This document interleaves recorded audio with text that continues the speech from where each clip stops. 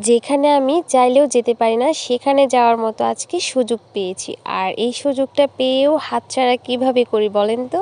তাই তো আমি রেডি হয়ে নিলাম আর এখনই আমি চলে যাব সেই জায়গায় যেখানে আমি শত চেষ্টা করেও যেতে পারি না। আমি যেহেতু ঢাকায় থাকি আর ভর্তি ছিলাম গ্রামের কলেজে, তার জন্য আমি চাইলেও কিন্তু প্রতিদিন আমার কলেজে যেতে পারি না। শুধুমাত্র যখন পরীক্ষা থাকে তখনই এসে পরীক্ষা দিয়ে আবার চলে যেতে হয়।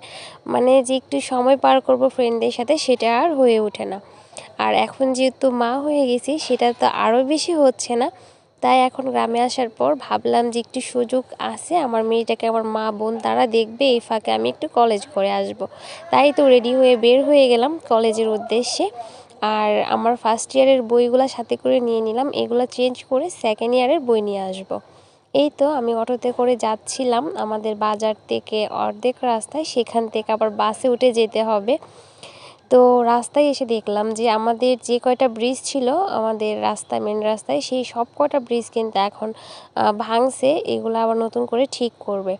এদিকে আমি অটোতে করে যাচ্ছিলাম আর এটা হচ্ছে আমার হাই স্কুল, যেখানে আমি অনেক দিন পার করেছি। আমার এখানে 4টা বছর কাটাইছি আমি এই স্কুলে। অনেক স্মৃতি জড়িত এই স্কুলে, দেখলেই অনেক স্মৃতি মনে পড়ে। স্মৃতির ঠেলায় চোখে কান্না এসে পড়ে। আর এই যে দোকানটা দেখলেন, এখানেও আমরা অনেক বেশি আড্ডা দিতাম। এই তো আমি কলেজে এসে পড়ছি আর অপেক্ষা করতেছি আমার ফ্রেন্ডদের জন্য, তারা কখন আসবে আর তাদের সাথে কখন দেখা হবে। আমি অনেকক্ষণ বসেছিলাম কিন্তু তাদের কোনো পাত্তাই দেখছি না। এদিকে আমি একটু ভিডিও করতেছিলাম আমার কলেজের সামনে। আমি কলেজের ভিতরে যাইনি ওরকমভাবে, কারণ আমার ভিতরে কোনো কাজ নাই। লাইব্রেরিতে যাব, এখান থেকে বইগুলো চেঞ্জ করব আর ফ্রেন্ডরা আসবে তাদের সাথে একটু দেখা করব, কথা বলবো, দেন চলে যাব। এই তো আমি এসে পড়ছি লাইব্রেরিতে। এখানে হচ্ছে আমার বইগুলো চেঞ্জ করতেছিলাম, চেঞ্জ করা শেষে আবার আসলাম একটু কলেজের দিকে। এদিকে হচ্ছে এখন একটু ফুচকা খাবো।